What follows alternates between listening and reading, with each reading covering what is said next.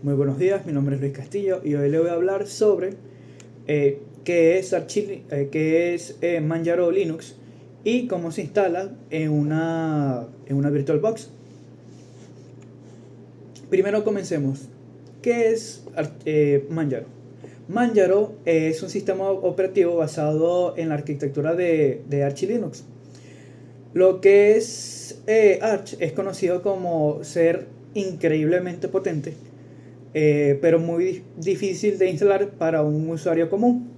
Un usuario que utiliza normalmente otros sistemas operativos como Mac OS o Windows. Eh, Tiene ciertas características que lo hacen, digamos que, superior en ciertos aspectos, y eso es la accesibilidad, rapidez y estabilidad del sistema. Manjaro actúa como un puente. Prácticamente este te ofrece la robustez de un sistema avanzado, pero una interfaz gráfica intuitiva. Es ideal porque permite que un principiante no se frustre al tratar de descargar un distro de Linux. Y bueno, mientras que un usuario avanzado sigue teniendo acceso a herramientas de alto nivel, pero a o sea, de nivel bajo dentro del sistema. El modelo Rolling Release, o sea, actualizaciones constantes, esto significa que digamos que un sistema tradicional, por ejemplo Windows, tiene que esperar meses, años para que salga una nueva versión y poder reinstalarlo. Manjaro no funciona así, utiliza un modelo de liberación continua. Esto quiere decir que tú instalas el sistema, o sea, se instala el sistema una sola vez y bueno, y a partir de ahí recibe ciertas actualizaciones. Out of the box. ¿Qué significa esto? Listo para usar. Esto es prácticamente cuando se instalan el Linux, era difícil utilizar los controladores. Por ejemplo, los controladores del Wi-Fi o la tarjeta de video. Manjaro es muy bueno en esta parte gracias a que es una herramienta de detección automática con respecto al hardware. Y esto hace que los usuarios que son iniciantes no necesiten tener, digamos, conocimiento previo de cómo instalar un controlador o driver. Requisitos recomendados del sistema. Como nuestra distribución utiliza Cinnamon, que es un entorno de escritorio muy completo, muy visual y bueno, de efectos muy modernos, el sistema necesita recursos que no hagan sentir pesado los parámetros ideales. Por ejemplo, el procesador por lo menos se pide una arquitectura de 64 bits de doble núcleo a 2 GHz, que es prácticamente el mínimo. ¿Por qué de doble núcleo? Porque hoy en día simplemente tener el sistema operativo abierto, abrir navegadores, varias pestañas, etcétera, requiere procesamiento en paralelo para que, digamos que el ratón no se quede congelado. Memoria RAM. El mínimo para que el sistema arranque serían 2, pero 4 GB es prácticamente lo recomendado. Esos 4 GB garantiza que puedes tener tu interfaz gráfica, paquetes ofimáticos y el navegador funcionando a la perfección. El almacenamiento se recomienda que sean 30 GB. El sistema en sí no pesa, no como Windows, pero sí necesita espacio adicional para la memoria caché y las actualizaciones. Y bueno, con respecto a los gráficos, una tarjeta con aceleración 3D es prácticamente crucial porque el entorno Cinnamon, que como ya habíamos dicho, es un poquito difícil de procesar las animaciones, por lo cual una tarjeta de video da las ventajas y transparencia, así quitándole, digamos que esa carga de procesado principal. Diagnóstico de la máquina virtual. Bueno, para entender esto mejor, le voy a justificar de manera técnica la configuración. La memoria RAM de 8 GB. ¿Qué significa esto? Bueno, le hemos asignado el doble de lo recomendado. Esto fue una decisión estratégica muy positiva, gracias a que cuando configuramos el almacenamiento, si una partición de intercambio swap, al tener 8 GB, eso garantiza que el núcleo de Linux, la interfaz y las aplicaciones se ejecuten de manera completamente en la memoria principal.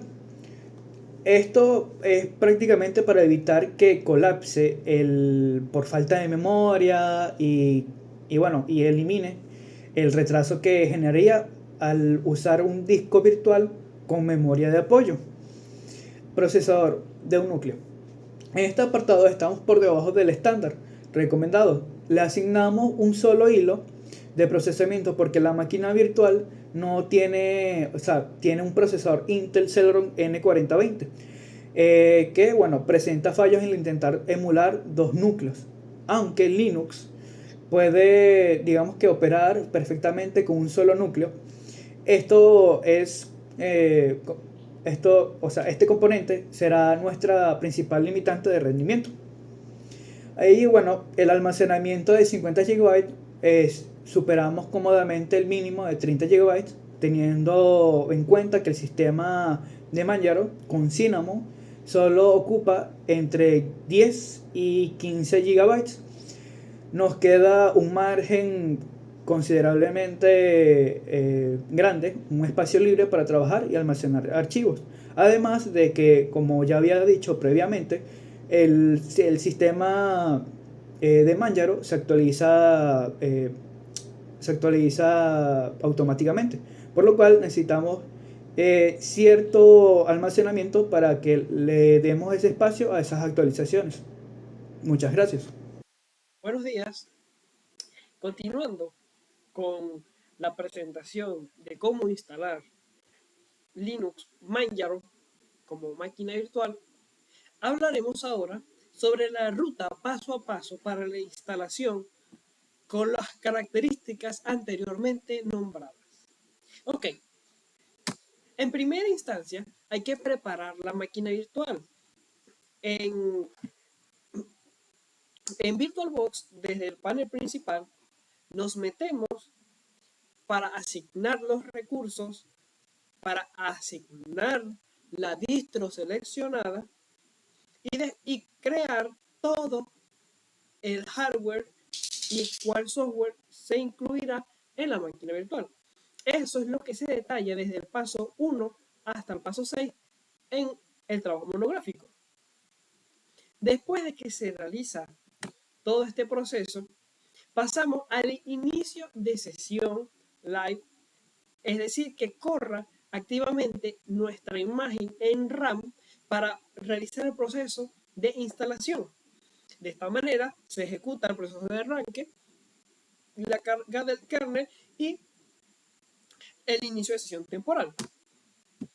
Después de esto, accedemos directamente a la configuración de calamares, es decir, a el instalador de Linux Manjaro, en donde tenemos que hacer detalles como por ejemplo la zona horaria, los idiomas, el idioma del teclado, el sistema de particiones en donde se va a guardar nuestro sistema operativo y el nombre local del usuario. Esto es lo que se comprende de los pasos 10 hasta el paso 17.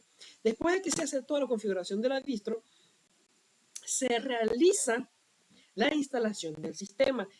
Cuando ya se hace esta configuración anterior, se empieza a desempaquetar todo el sistema de archivos, se hacen las configuraciones automáticas y se finaliza el proceso de instalación. Estos son los pasos comprendidos entre el 18 y el 21. De toda esta manera, ya tendríamos instalado nuestro sistema operativo, viendo de la siguiente manera el primer inicio de sesión y la primera pantalla de verificación, arrancando el sistema, mostrando el login y después llegando al entorno virtual. Nosotros, en nuestro caso, para asegurarnos de que el sistema operativo leyera todas las características de hardware anteriormente nombradas, instalamos un paquete como sustitución de NeoFetch, que es el FastFetch, que es para ver detalles del hardware y de la distribución de Linux que se descargue. Esos son los pasos comprendidos entre el 22 y el 25. Y de toda esa manera, siguiendo ese procedimiento, logramos instalar una máquina virtual en nuestro ordenador. Y esto es una manera clara de cómo se emula un proceso real de instalación de sistemas operativos en computadores reales. Muchísimas gracias.